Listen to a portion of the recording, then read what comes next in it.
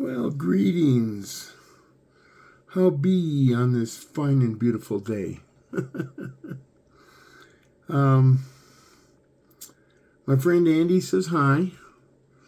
He asks me every day if I've said hi to people for him. So today I said hi. If you don't remember, Andy is a man in prison. He'll be there for quite a while. He has repented of his sin and is trying to live a new life. It's actually very hard to live a Christian life in prison. Some say it's easier than living a Christian life on the outside. But in many respects, especially if you have a reputation like Andy for violence, it's very hard because people want to challenge him. So anyway, last week I concluded talking about Jethro, Moses' father-in-law, giving Moses wisdom, saying you need to have other people doing the judging, and then if they can't figure it out, they take it to another level, and if they can't figure it out, they take it to another level, and if they can't figure it out, they take it to another level, and if they can't figure it out, then they come to you. And I think I didn't make it clear how that can really affect us and help us if we understand that lesson. So I'm going to do an addendum to last week's lesson. The wisdom that far too many overlook and or fail to apply in their lives is, I guess I'd call it sharing the load. Sharing the responsibility, sometimes sharing the authority, especially for those in charge of other people. I was a man in my profession who was in charge of groups of people, and I did live by this very principle. I had small groups that worked for me, but I would pick them carefully for each project. I was a consultant. I had to build a new team every time I took a new job.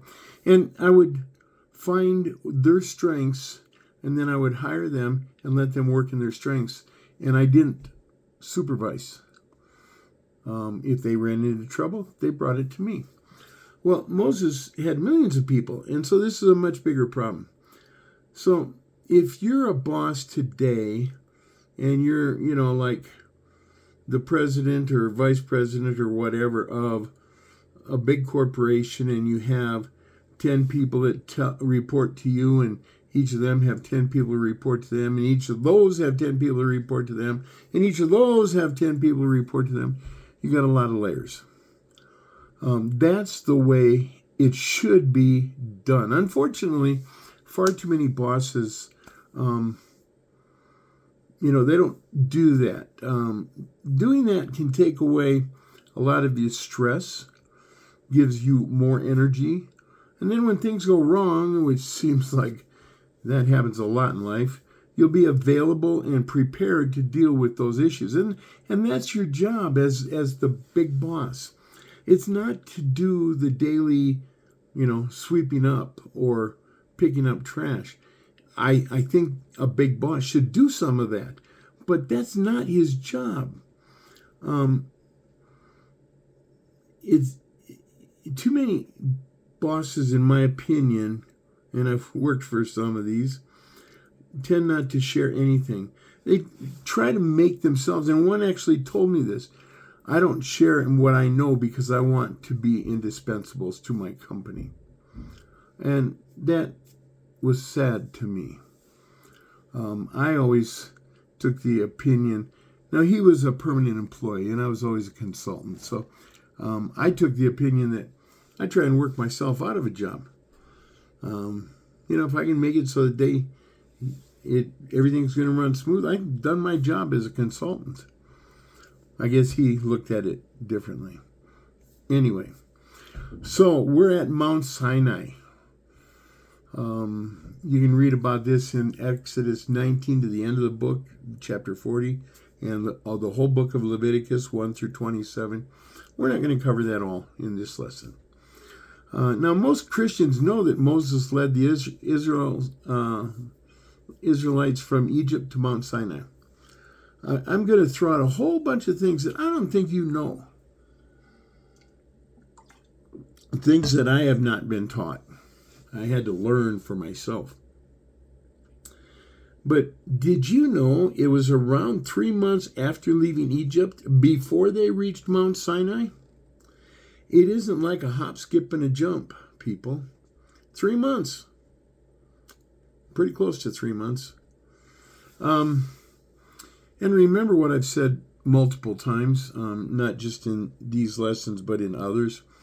The bigger the group, the longer it takes to get anywhere. And with millions of people, at least you don't have to worry about potty breaks like when you're riding a motorcycle in groups. Those motorcycles will shake everything right out of you. But the Israelites, they didn't have to worry about that, although, I don't know, you have to find a place private in the desert. That was probably hard. Anyway, I digress, as usual. But not only did you have millions of people, but they had no doubt many more animals than people. And the animals would have to be allowed to graze along the way. So it's not like they were carrying 1,000-pound bales of hay with them. So it took 3 months for them to get to Mount Sinai. And when they reached there and camped close, still in the desert of sin, now called the Sinai Desert, Moses went up the mountain to talk to God. And God told him to remind the Israelites about everything he had done for them and that he was in charge of everything, but they were to be his kingdom of priests, a holy nation. Does that remind you of 1 Peter 2:9? Peter told the early Christians and us, you have been chosen to be royal priests, a holy nation. You are, in fact, God's specially chosen people. Isn't that kind of what God said about the Israelites right there? I think so. Gentile Christians, we parallel much of the Old Testament if we study it. Our commandments, our lives, we can see it if we look with our minds open, not closed. Parachutes and minds only work when they're open. Forget what you've been taught? Well, don't forget it. Just put it aside and look at everything with fresh new eyes. Try and figure out exactly what it says. Again, that's why when I write Bible studies, I don't go back and look at my previous studies on that book or whatever. I have them on my computer, but I don't go and look at that. I write a whole new set of notes and studies, and then I go compare it to what I'd previously written, and then I go compare it to others. I try and open my mind to see what's new. But, can you imagine what it would have been like? Millions of people surrounding Mount Sinai. I think they could have surrounded it easily. Try to imagine being in that crowd.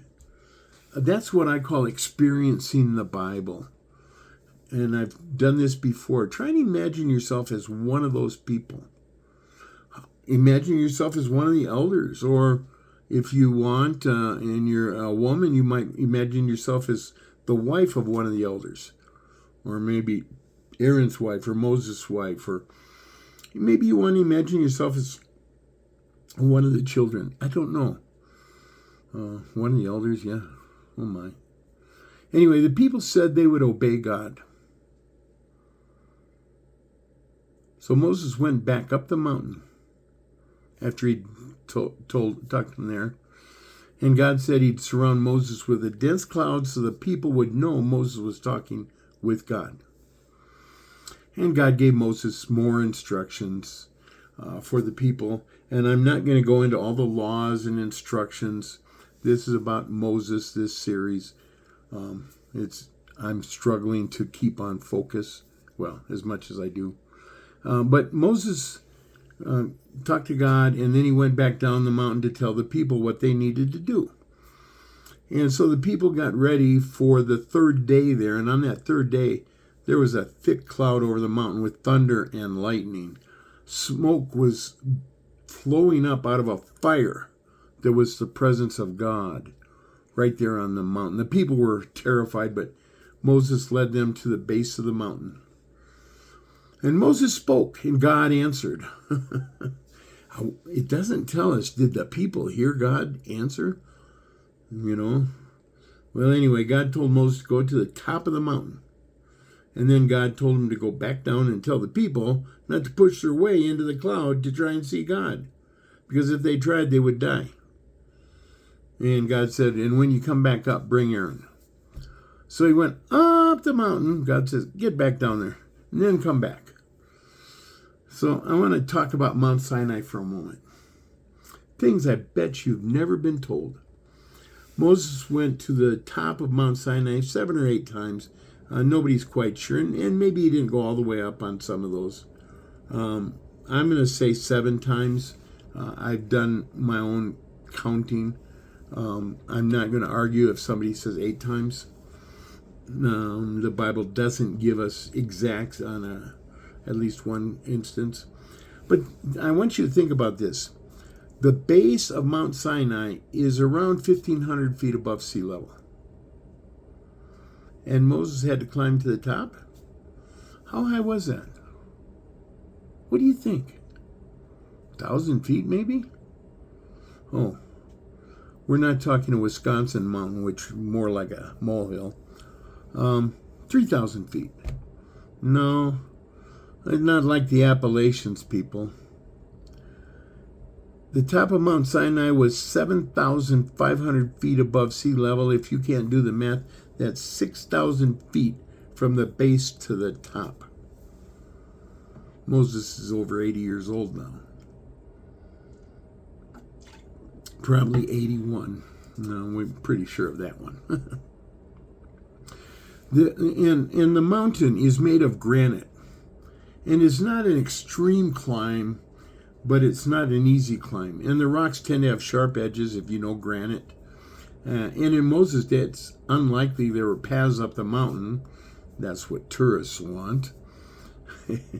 There is not much vegetation on the mountain. So in Moses' day, there just wasn't a lot of reason for people to go up the mountain. You get paths when people go up the mountain. So Moses was evidently trying to find his own way up. I do hope God was giving him some pointers. But does that make you wonder what Moses was doing there when he encountered the burning bush on Mount Sinai? Did you think about that? My best guess? One of the sheep, or maybe a small group of them, had wandered away. Moses went to find them. What do you think?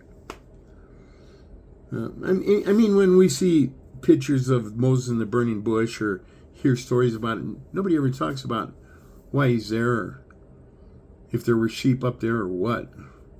It's just Moses was at the burning bush. I always wonder about things. You know that. So anyway, that means each time this 80-year-old man went up the mountain to talk to God, he claimed, if he went all the way to the top, 6,000 feet. And there was no highway. With modern trails, they say it takes about 6 hours for the average person to climb to the top. And that's on paths. Some steps part of the way that are cut out. So it most probably took Moses at least 8 or 10 hours to climb all the way up. And coming down, you don't go any faster. If anything, you go slower. Because if you have never come down a steep mountainside, if you start going too fast coming down, it's hard to stop. You get in trouble. Are you impressed with Moses climbing 6,000 feet? 7, maybe 8 times? Did you ever even think about Moses climbing more than a mile straight up? Anyway, so while Moses was on the mountaintop and God's fire and clouds kept everyone else away from the mountain, God gave Moses the 10 Commandments, just speaking and teaching. This wasn't the 10 Commandment tablets. And when Moses came down from the mountain, the people told Moses to tell him what God said, because if God spoke to them, they believed they would die, so they wanted to hear what God told Moses. And Moses told them, don't worry. God is here to test you and impress you, so you will fear him and not sin. So the people stayed a distance away from the mountain, and Moses went back to talk to God. Now, I gotta admit here, only once does the Bible say God told Moses to go to the top. Do you think the rest of his visits with God were lower down on the mountain? I don't know. Like, we're going to get to a story here in a little bit where some elders and such went up with him, and they stopped part way up. I think they went up 2,000 feet, and then Moses went up 2,000 more. Stop at 4,000. I don't know. Again, the Bible does not give details. The Bible teaches lessons. So we can only speculate about some of the historical facts. So anyway, God gave Moses some more instructions, lots of instructions, lots of laws. You can read about those in Exodus 20 through 23. That passage ends with God's promise to send his angel ahead of them to guard them and guide them. God instructed the Israelites to destroy all the false gods and altars of the people they would conquer, and God promised to make all of their enemies afraid of them. Now, no doubt that would have been easy to do. Remember why Moses' father-in-law came to visit? It was mostly because of how they became free from Egypt. That was shocking. And word had no doubt spread. I think other people groups would have been frightened by these millions of people that got out of Egypt, who was the biggest power in the world at that time. And God said he would not wipe out their enemies in 1 year. Why? Did you know that was in the Bible? God said if he wiped out all their enemies too early, the wild animals would multiply so rapidly that they would not be able to deal with all the animals. Bet that's one of those you never heard unless you've been reading real careful. If you have, more power to you. I'm impressed. Another piece of trivia. It was in this passage that God specified the borders of Israel. Now pay attention and see if the borders match what you believe or what you've been taught. Exodus 23:31, God said that the region from the Red Sea to the Mediterranean Sea, from the desert at the southern end to the Euphrates River, would be Israel's. Now I've got maps over here on my screen. On one of them you will see that what the Israelites were promised. And on the other one, I pulled up a map of what Israel had conquered before Joshua died. They didn't get everything God had promised. Something to think about.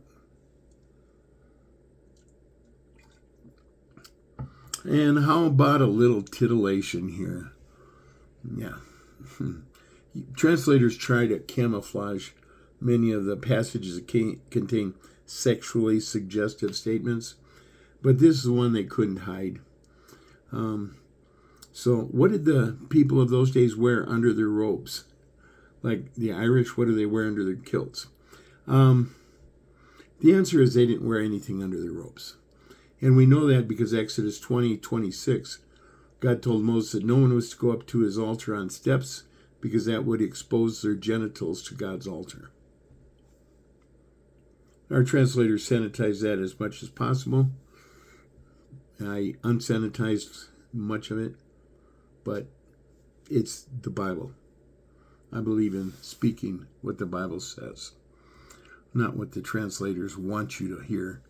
There are other passages that are much worse, and the translators really had to sanitize those. We'll get to them someday, if you stick with me. So anyway, God summoned Moses, Aaron, Nadab, and Abihu and 70 elders of Israel to come up the mountain. But only Moses could go all the way up to God's presence. The others were to worship God. The number 70 there, I mean, it seems like some kind of holy number. They say 70 Jewish scholars translated the Hebrew Old Testament into Greek. We call it the Septuagint because it was 70. That's the Greek word for 70. But most scholars believe there were 72, but it's still called the Septuagint. 70 elders. If you have 72 elders, that'd be 6 per tribe. Maybe Moses and Aaron were the leaders of the tribe of Levi. That makes 72. I don't know. It's just an interesting side thought. But as Moses led Aaron, Nadab, Abihu, and 70 elders up, only Moses was allowed to go all the way up to God's presence. The others were there to worship God. And oh wait, who were Nadab and Abihu? A lot of Christians have heard this story and remember it, but some of you might not. If you're a serious Bible student, been paying attention as you wander through the life of Moses, Exodus, Leviticus, Numbers, Deuteronomy, Nadab and Abihu were the sons of Aaron. And they were killed by God for serving at the altar but not doing it according to what God had said. A very simple, little, almost insignificant thing, but God expects obedience. Total obedience, not doing things your way. Read Leviticus 10 for their story. Here's the thing. You have to obey the Bible. Every rule, law, command. It's not about what you think it should say. It's not about what you want it to say. It's about what God wants it to say. That's why I take Bible study so seriously. Pay attention, though, because Moses, Aaron, Nadab, Abihu, and the 70 elders say God saw God. And they say under God's feet was a pavement of lapis lazuli, which is a gemstone. Probably the ones they saw came from Afghanistan, nearest place we know of to Israel. And that the lapis lazuli was as bright blue as the sky. And I don't mean a cloudy sky, I mean a clear sky. At noon, that beautiful blue sky. So anyway, Moses took Joshua. Wait, it says here that Joshua was Moses' assistant. It's the first time the Bible tells us that. Moses took Joshua and told the others to remain on the mountain while they went higher. They stayed up there for 40 days and nights, and God gave Moses instructions regarding a great many things. 40 days, 40 nights. Moses had a lot of talking, and I bet God did most of it, with Moses asking a few questions. But I don't think when God speaks, I don't think he leaves room for questions. You know what I mean? I think he probably says everything very clear, straightforward, is what you need. And I don't think he leaves any holes. That's just me. What do you think? But anyway, one of the things that stood out as I read through those chapters that I never really paid attention to before, but this was during that conversation in these 40 days. This was the first time God said Aaron and his sons would be priests. Now, he didn't say their lineage would be priests. He just said they would be. I found that interesting. And in this case, God gave Moses the 10 Commandments written with his own hand on stone tablets on 2 sides. God wrote on both sides those stone tablets. You don't see that in the movies, do you? Charlton Heston, he didn't have writing on both sides. He just crashed down the tablets with one side. Anyway, So it appears that Joshua was up there for 40 days. The Bible doesn't specifically say that, but he went up with Moses in Exodus 24:13.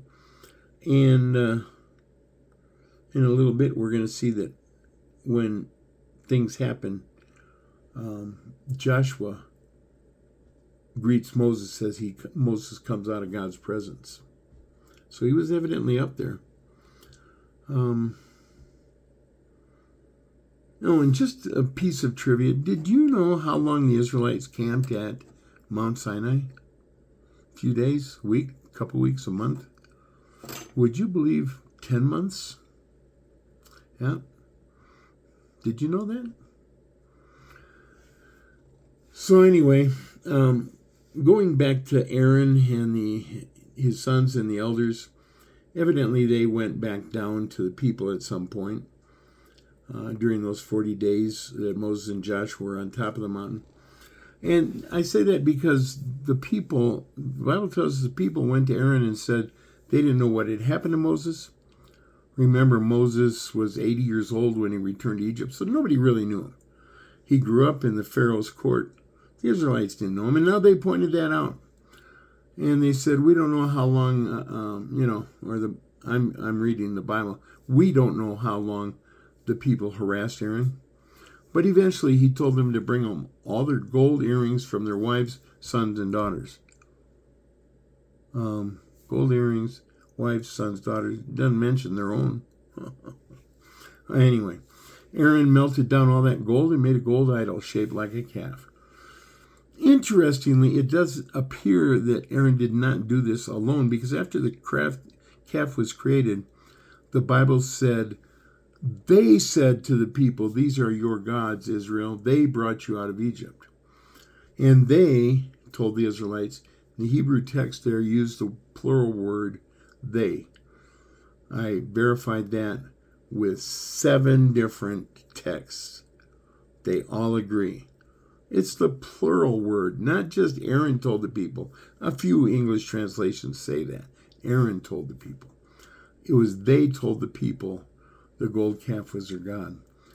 So Aaron continued by building an altar in front of the gold calf and said there would be a festival to honor their god the next day. I got to admit, it's hard for me to imagine Aaron doing all this. After all, he'd been right there with Moses as God inflicted the Egyptians with the plagues.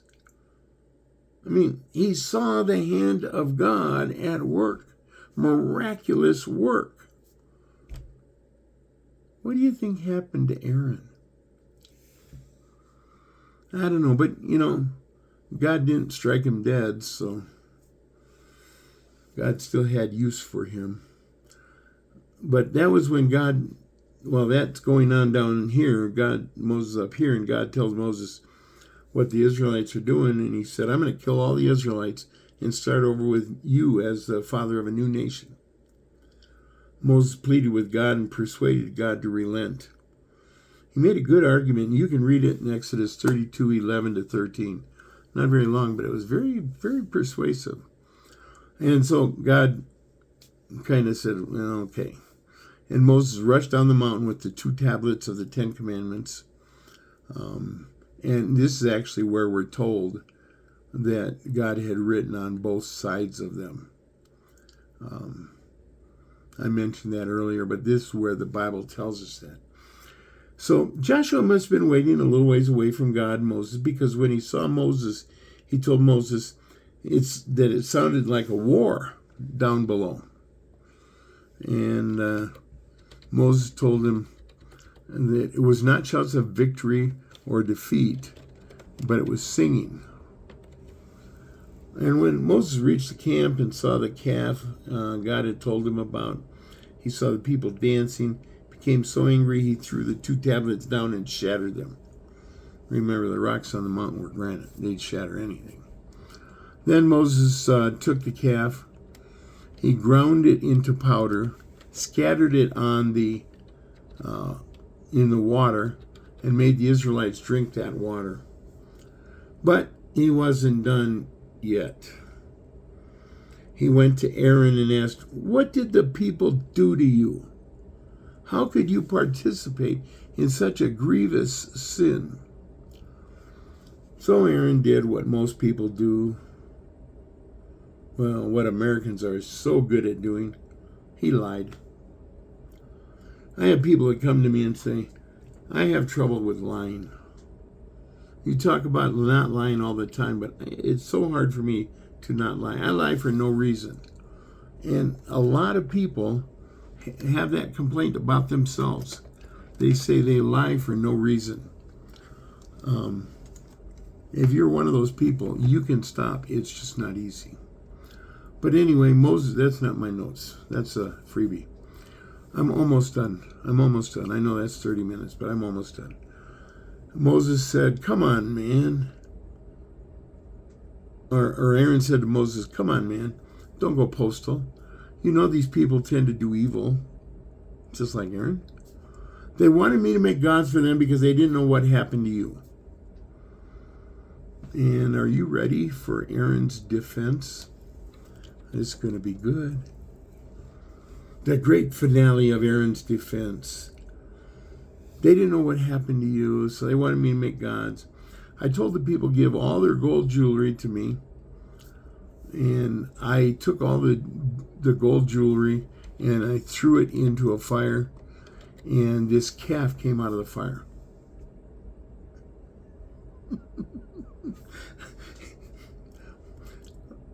I don't know how you would have responded, but I think if I was Moses, I might have responded like something like, "Really, Aaron? Did the calf walk out of the fire? Or did it dance out? Or maybe it flew up to the sun when it came out and then it came back here. Do you think I'm a fool?" Sarcasm works sometimes. I'm told by my family I use it too much, and they're probably right.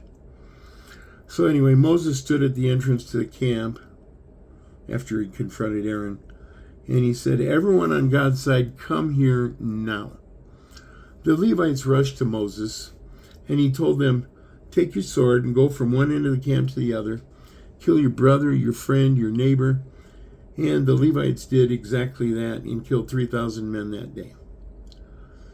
Now, that seems like a lot, but considering the size of the nation, 3,000, not that many.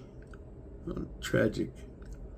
But that's about 0.0006% of the people.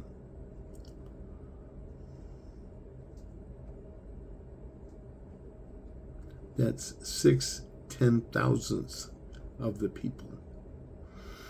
Anyway, Moses told the Levites that by responding and obeying, even to the point of killing their own sons and brothers, God would bless them, and they would be designated with a very special status. Did you know that's how the Levites became the temple servants with special privileges? Eventually, it started right here. So the next morning, Moses addressed the Israelites and told them they had committed a horrible sin. And he was going to go see God, try to make things right. Moses pleaded with God and even offered his own eternal soul if God would forgive his people. Now that's the purest love imaginable. You know, when Paul was writing to the Romans in Romans 9, verses 2 and 3, I think he was thinking about this passage when Moses offered that, because Paul said, "My heart hurts deeply and consistently for my fellow Jews. I sincerely wish that I could suffer eternal death for them." Wow, what great love. Moses offered that, and God said, "That's not going to happen. But those who sinned against me will suffer eternal death. Now go, lead the people to where I've told you. My angel will lead you. When the time for punishment comes, they will be punished." Do you think some of the people were innocent? I don't think so, because no adults that left Egypt went into the promised land. That's what we're told. Or at least no adult males. Not sure about the females. Anyway, to make his point, God sent a plague on the Israelites right then. Thanks for bearing with me. Nobody ever does it, but it'd be nice if you made a post that says, I even listened to the end of this lesson. You take care. God bless you. Bye now.